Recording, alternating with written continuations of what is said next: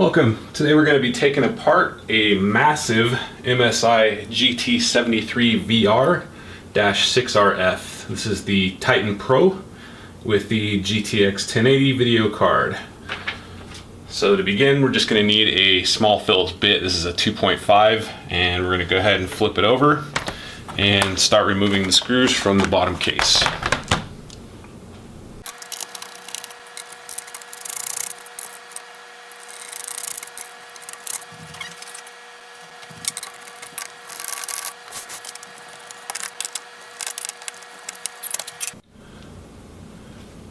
Alright, so we got the screws out. Just keep in mind that some of these screws are really deeply recessed.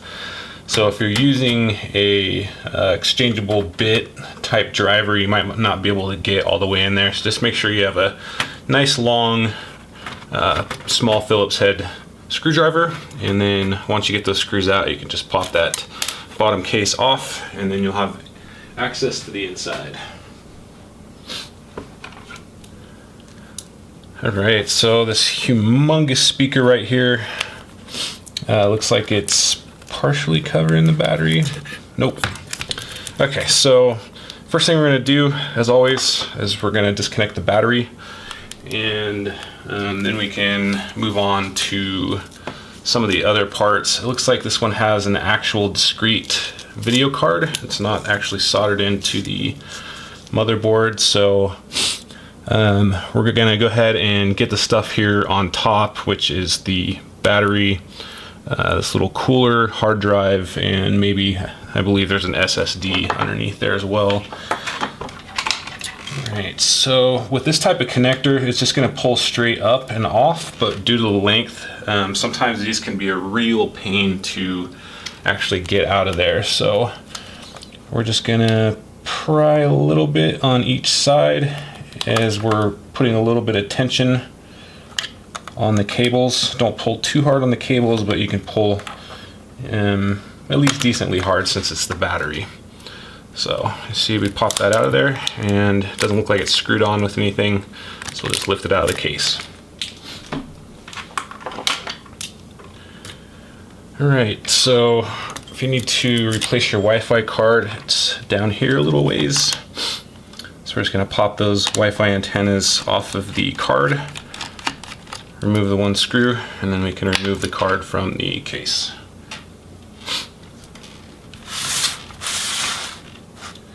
Alright, so next we'll do the hard drive,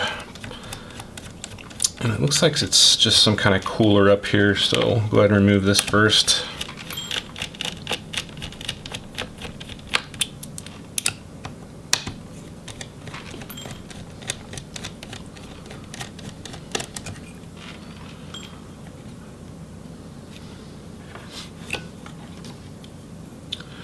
Alright, so the little cooler has a kind of a sticky cooling pad, and once you remove it, you'll have access to your SSD drive.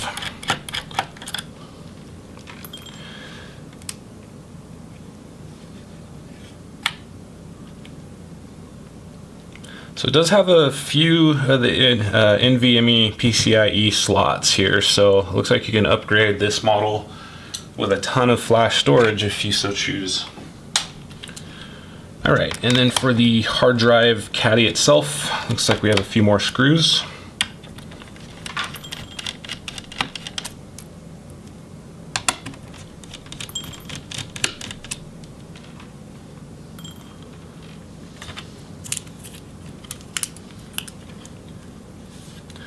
And we're just going to lift up a little bit here, just enough to clear the little inserts and pull it straight out of the SATA connector.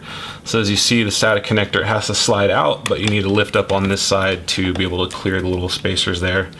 And then to replace your hard drive, you have the 4 screws holding the hard drive into the caddy.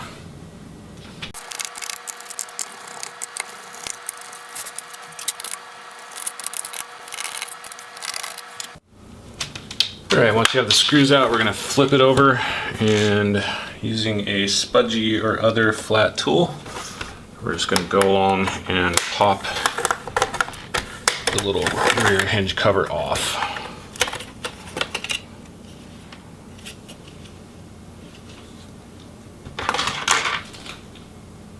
Right now, we can go ahead and, it looks like the display is meant to come off pretty early. So we can go ahead and do that now. I see the video cable is hooked onto the motherboard here underneath the cover. So we're just gonna pull that video cable free from the connector on the motherboard and just kind of let it go through. And then we're also going to have to unwind the Wi-Fi antennas that are poking through to the motherboard. And it looks like they've added a copious amount of tape, so just keep in mind you need to peel up some tape to get these things out.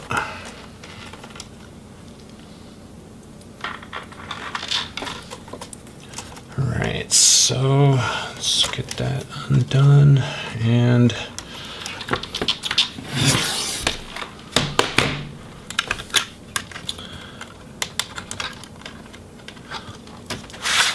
okay, so the Wi-Fi antennas are kind of woven pretty intricately behind the fan. So I think our next step is going to be to remove the fan and heatsink assembly, and that should allow us a little bit more room to release any cables and stuff that we need to get that display off.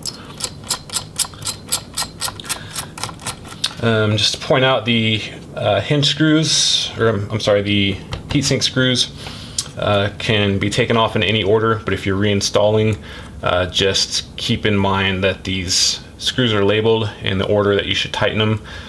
That way it squeezes down the new thermal paste evenly and doesn't squirt it all out on one side.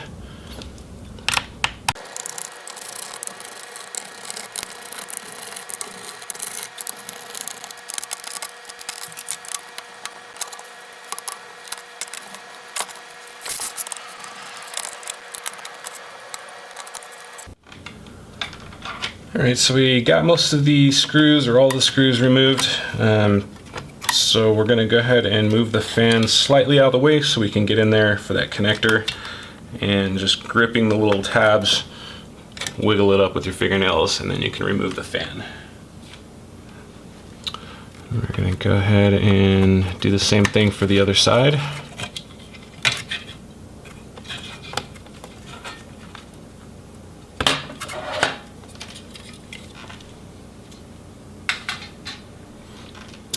And then we will go ahead and wiggle the heatsink up and off of the GPU. If your thermal paste is older, these tend to harden and stick pretty hard to the processor or the GPU. So as long as you wiggle while you're pulling up, you should be able to remove it without damaging anything. And we'll do the secondary. Looks like there's one more. Also with the fans, the screws were pretty far recessed, and there was a few for each fan, so just keep that in mind. You're going to need a longer screwdriver to remove these fans as well. So this one's pretty stuck on, so we're just going to keep giving it some wiggle time, and we should be able to remove the heatsink from these little pads. This one had plenty of adherence due to the little thermal pads here, but just keep wiggling and everything should come up with no problem.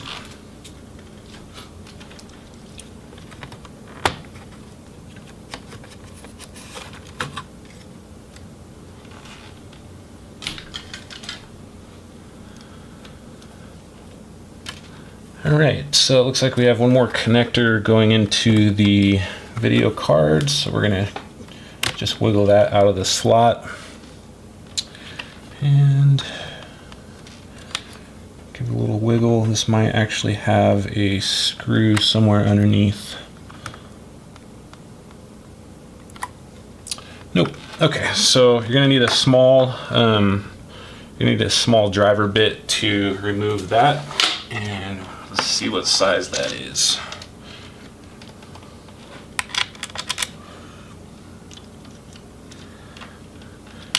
That is a 5mm. So to remove the video card, you're just going to need a small 5mm bit driver or socket.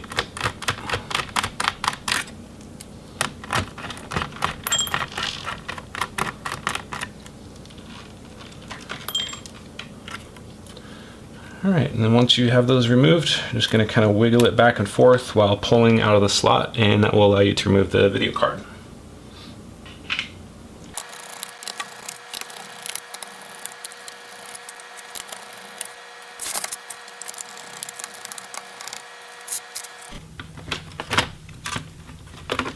And then just keep in mind the audio port board sticks through that bottom case, so you're going to need to move the bottom case laterally toward those ports to clear them because they poke through right there. And we finally got the bottom case off. Or actually I should say the internal frame. Okay, so as you can see, the Wi-Fi antennas are held on by a ton of tape. So we're going to need to move the tape and weave those out of there.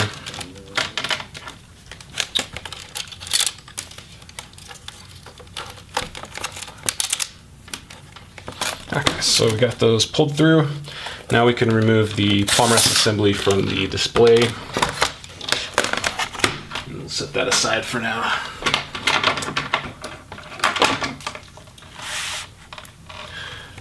All right, so we're going to finish removing the power cables and stuff from the motherboard, and then we can go ahead and pull that motherboard off. So with this type of connector, just flip up the retainer and just flip it back down after you've removed the ribbon, and that will help keep it from being broken. And it looks like we have another taped connection for the audio board. So we're just going to pull back the tape.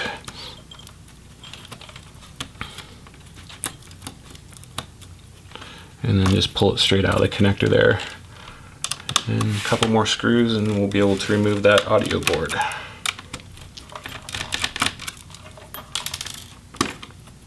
And it just pops straight up and off of the motherboard.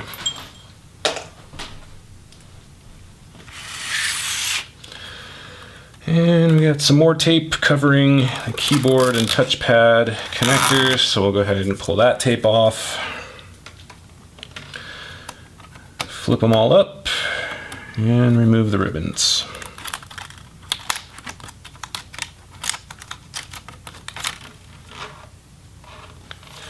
All right, we're looking good. Now we can go ahead and remove the rest of the motherboard screws.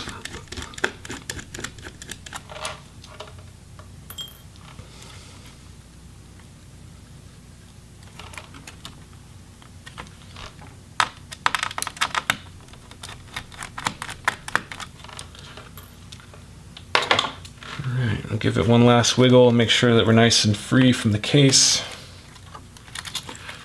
And then we're going to slowly turn it over and make sure that we've got all of the connectors out. Looks like there's one more board here on the bottom. Not exactly sure what that is. But as you can see, they've installed the RAM on the very back side or the bottom side of the motherboard. So we're going to go ahead and remove that, and just by spreading the little bars there, it'll flip up that memory, and then you can pull it straight out.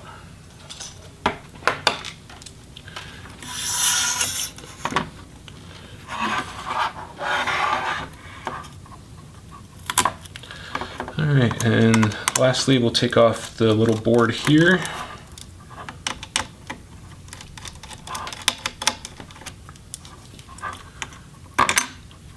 And just pop it up with your fingernail and you can remove it from the motherboard. Alright, so that's it for the motherboard. We have a nice bare board here, and it was not too bad. The case was kind of a challenge at the back just because they've hidden so many screws, but all in all, it took about 20 minutes to remove this motherboard. So if you need to upgrade your RAM, and you have a nice small bit screwdriver, it should be totally possible.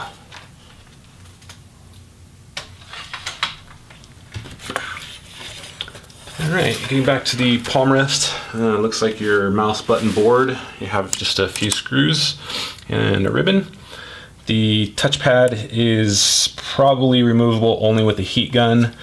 These are held on with a really strong adhesive, so if you don't have a heat gun, you're going to bend or break that board.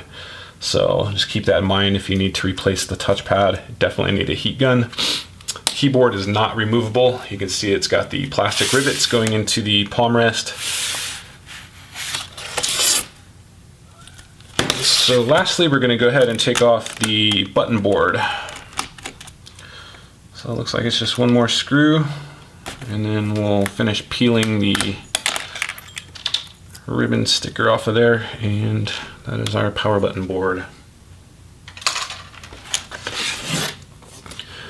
Alright, so we're down to basically the base part of the palm rest, and now we can move on to the display assembly.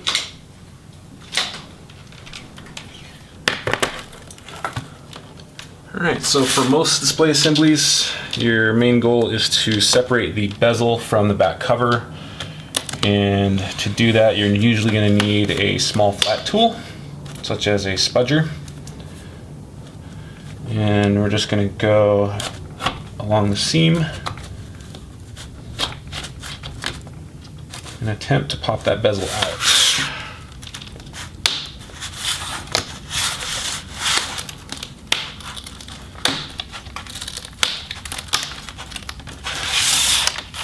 So as you can probably hear, there's some adhesive bonding the bezel to the screen. So just try to be slow and methodical and don't pull too hard, and you should be able to get this off without breaking the bezel.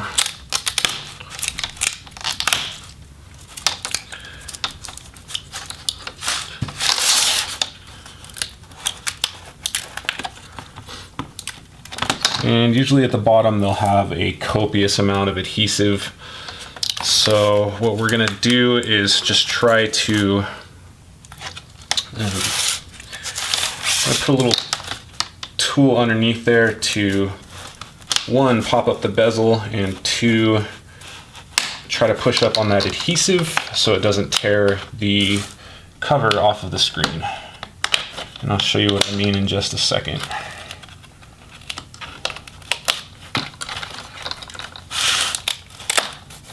There we go. So once you got it started, you should be able to just work along it with your fingers, and just keep a finger in there and push down the little plastic piece that you can feel as you're pulling up on the bezel. And you'll see what we mean in just a second here. Okay, so we got the bezel free, and as you can see, there's a ring of adhesive all the way around the inside part of the bezel. That part sticks to this thin little cover here around the LCD screen. So that's why you want to go along and try to put your finger in there and push down on this as you're pulling the bezel off. Otherwise it's just going to rip this straight off, which you don't want, because then the backlight's going to show through around the screen. Alright, so as you can see, the screen is just held on by 4 screws, the hinges 8 screws. So we're going to go ahead and remove both the screen and the hinges.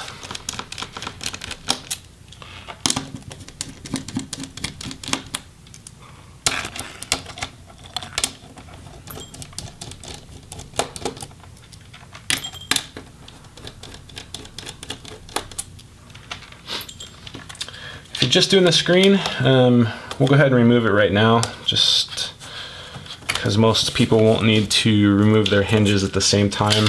So once you have those 4 screws out for the screen, we're going to flip it over and get to that video cable connector, which of course is held on by a lot of tape, and very strong tape.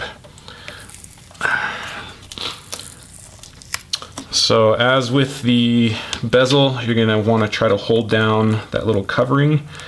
And once we get near the connector, you're going to want to go really slow and just kind of work that tape back and forth, so that when you finally get to the end, you don't yank on it really hard. And that will, once you have that tape pulled out, then you can gently pull that connector out. And we'll go ahead and free the more tape that's stuck to it. Okay, so once you have that connector off, then you can remove the LCD screen, and we will move on to the hinges.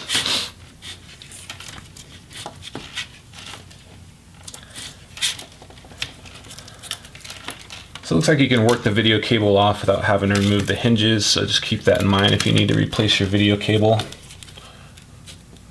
And this type of connector just pulls straight out of the webcam. So that's how you remove the video cable.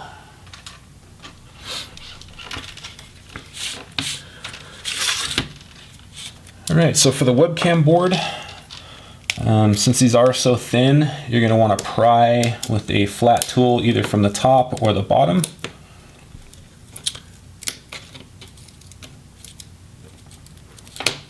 So the webcam is just held on by more adhesive. And we'll finish pulling that free. You don't want to start from either end because then you can bend that webcam and break it. All right, so we'll go ahead and remove the last screws for the hinges.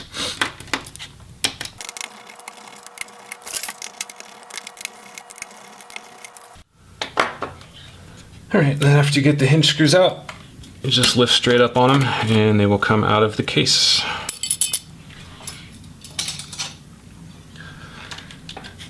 So the Wi-Fi antennas we're going to go ahead and leave with the bottom case. As you can see, they have kind of integrated the adhesive backing here, part of the antenna, directly stuck to the back cover. So these Wi-Fi antennas might be a real pain to actually uninstall and reinstall. So we're going to go ahead and just leave them with the back cover. They're not really, don't really go out that often. And it looks like this, a little bit of the glue came off. I guess they just glue these little covers in place. Okay, so that's basically it for the screen assembly. So as you can see, all you need to really do is remove that bezel and you'll have easy access to the inside of that LCD assembly. So that is how you disassemble the MSI GT73vr Titan Pro. And if this video helped you or you found it informative, please like and subscribe. Thank you.